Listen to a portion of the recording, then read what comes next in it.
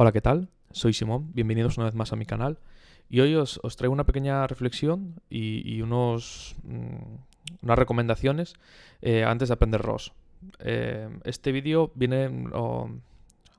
resulta de mi experiencia personal al haber intentado aprender ROS una vez y haber abandonado después de haber hecho los tutoriales iniciales y de intentar, digamos, ponerme con ello y llegar a abandonar, y no es hasta unos meses después cuando, pues, en un segundo intento fui capaz, digamos, de adecuarme y de entender los conceptos detrás de la programación ROS. Entonces os quería traer un vídeo por si queréis empezar con ROS, pero no queréis entrar directamente o resulta muy duro y queréis, digamos, avanzar hacia ROS poco a poco, y casi el momento en el que queráis avanzar a empezar con ROS sea mucho más sencillo. En general son herramientas que son interesantes para aprender robótica y que, bueno, muchas de ellas también son interesantes para otras muchas cosas. Entonces, lo primero que haría yo y lo que recomendaría sería instalar Ubuntu. El primer problema de empezar con ROS, sobre todo si nunca has usado Ubuntu, es que es un sistema nuevo. Y digamos que se suma la dificultad de una cosa con la otra. Entonces, instalar Ubuntu, yo recomendaría, si tenéis la oportunidad, de usar un ordenador viejo, un portátil o lo que tengáis por ahí o lo que podéis conseguir. Si no lo tenéis y podéis conseguir una Raspberry Pi o un mini PC, porque os lo podéis permitir, también es una opción muy interesante. O sea, este sería lo que yo recomendaría. Después, si no, alguna de estas dos. Y en el caso de que no tengáis acceso a ninguna de ellas, pues o usar tu propio PC en DualBoot, que sería tener Windows y Ubuntu a la vez. Que el problema que tiene eso es que en el caso de que tengáis algún problema, vais a necesitar tener otro ordenador aparte o alguien que os genere un USB para volver a fábrica o reiniciar, digamos, vuestro ordenador con Windows nuevo en el caso de que os equivoquéis haciendo algo o de queráis reinstalar todo. Y si no, en el último de los casos, una máquina virtual, que es una cosa que suelen recomendar mucho, pero que yo personalmente lo dejaría como la última opción siempre y cuando tengáis estas de aquí. Una vez tenéis instalado Ubuntu, tenéis que tener en cuenta que un robot no deja de ser un ordenador. O sea, todo lo que podéis aprender acerca de ordenadores, de cómo se instala, cómo se configuran cosas, digamos, usarlo en sí. Y generalmente todos van con Ubuntu o una distribución de Linux, porque tiene muchas ventajas hacerlo de esa manera, y digamos que es un ambiente mucho más de programación que lo que sería Windows. Entonces, el hecho de que tengáis dos ordenadores, como os decía, lo que sería tu ordenador y un robot, os va a ayudar a comunicaros con el robot a la hora de programar y hacer una serie de cosas que después van a ser útiles en el mundo real.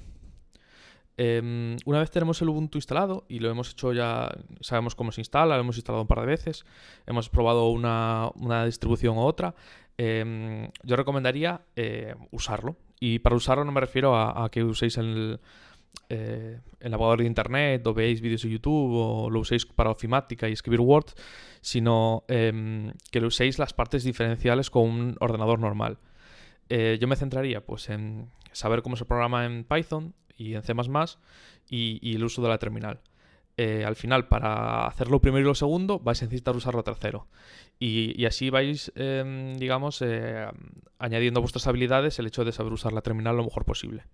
Al principio os va a costar un poco, pero la cosa es ir haciéndose a las herramientas e ir usándolas hasta que llegue el punto en el que sea más o menos natural y, digamos, que no os choque, porque esa es otra cosa que tenéis que intentar adecuaros, es a que, pues, no os venga todo de golpe, sino que vais aprendiendo poco a poco. Y la mejor manera de aprender esto sería haciendo algún proyecto, ya que te hace, pues, tener que reflexionar y tener que pensar sobre lo que estás haciendo y no simplemente copiar lo que hace otra persona. Para ello os traigo unos proyectos o unas cosas que veo interesantes para aprender con Python, y la parte de C++ la voy a dejar para la electrónica. Entonces, tengo aquí puesto NumPy Matplotlib, que sería el equivalente a MATLAB para Python. Después puse también Pygame, que es una librería para hacer interfaz gráfica. Y después he añadido aquí Python Flash Server o Socket y pSerial, que serían herramientas para hacer comunicación entre... el primer caso sería para hacer un servidor web, o sea, para entrar desde un ordenador externo a tu robot, por ejemplo, o a tu ordenador. Después el socket es para comunicar dos programas que están en un mismo ordenador. Y el pSerial sería para que tú desde Python puedas comunicarte con un Arduino o digamos, un microcontrolador, una pequeña placa de electrónica. Como os dije, pues aquí os traigo algún ejemplo para que veáis lo que es. El NumPy nos sirve para hacer distintos tipos de gráficos y, digamos, hacer análisis matemático o programar ya, en vez de hacer cálculos a mano en un papel, pues ya pasar a programar con un ordenador y hacer esos cálculos y visualizarlos. Entonces podéis hacer desde cosas sencillas como mostrar 5 puntos, crear pues nubes de puntos y hacer algunas cosas que pues esto es fácil hacer a mano, esto ya es más difícil y esto ya pues ya ni os digo. Y bueno, esto sería simplemente unos ejemplos y se podrían hacer un montón de cosas con esto. Pgame, por otro lado, es, como lo dice el nombre, es para hacer juegos, como estos que veis aquí, pero digamos que nos da la posibilidad de que nosotros usemos una interfaz gráfica, que es algo visual. Entonces podríamos programar algoritmos que podríamos ver, que nos ayuda mucho a ver si lo estamos haciendo bien o no. Y aquí tenéis pues, un ejemplo sencillo de pues, donde puedes marcar unos puntos y, digamos, hacer algún pequeño ejercicio de cálculo de cosas. Y aquí ya tenemos una opción un poco más avanzada donde podríamos hacer pues algo parecido a una simulación, o ya una simulación en sí, depende de lo mucho o poco que te lo trabajes.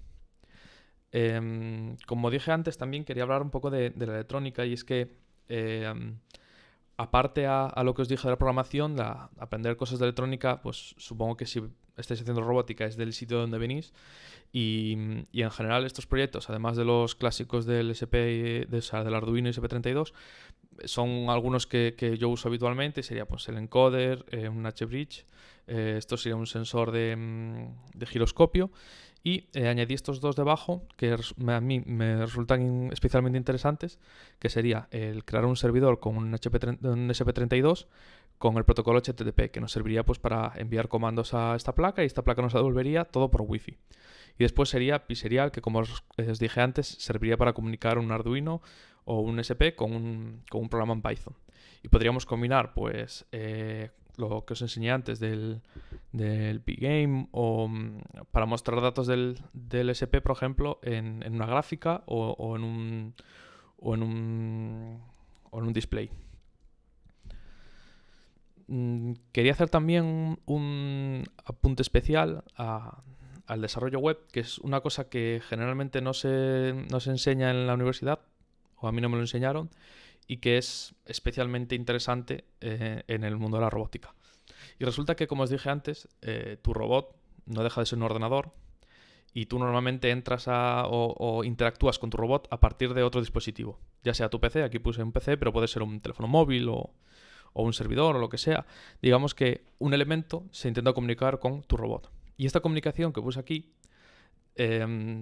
es distinta según lo que nosotros queramos usar. O sea, si nosotros queremos programar el robot, se usará de una manera. Si nosotros queremos enviar al robot información para que haga una cosa u otra, esas comunicaciones tienen protocolos distintos.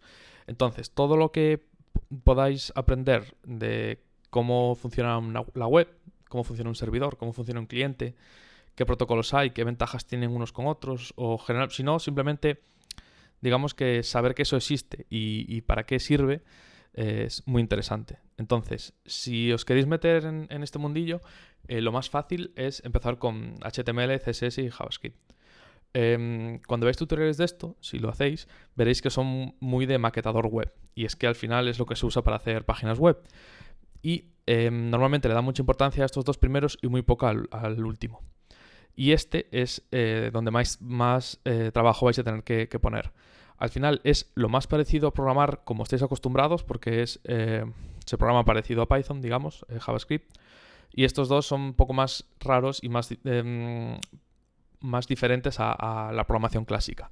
Entonces, tener unas nociones básicas de esto nos permite hacer páginas web que se comuniquen con nuestro robot.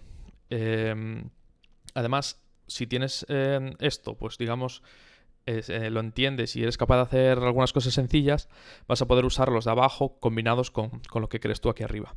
¿Qué serían? Lo que os comenté del Python HTML Server, que sería el Flask o un servidor, cómo hacer un servidor en Python, en resumen. Un servidor de páginas web, de información, donde tú puedes consultar algo y te responde con esa consulta que tú hagas, que sería pues este estilo de comunicación. Tú le pides algo al servidor, que sería el robot, y el servidor te devuelve los datos. Después, estructura front-back con HTTP, que sería pues entender lo de arriba, no solo saber lo que es, sino entender cómo interaccionan uno con otro, normalmente en un servidor real. Y después he puesto WebSocket porque es un protocolo de comunicación. Además, HTTP es un protocolo y WebSocket es otro, que es muy muy común y que lo que nos permite es enviar mensajes de manera muy muy rápida. Entonces, si queremos enviar información continuamente del robot, pues imagínate unos, yo qué sé, 50 mensajes por segundo, con HTTP es imposible, pero con WebSocket, bueno, igual esa frecuencia no es justo, pero bueno, digamos que mucho más rápido, para que me entendáis, que HTTP. Entonces, cualquier cosa me podéis decir en los comentarios. Ánimo con aprender ROS y si os has interesado nos vemos en próximos vídeos.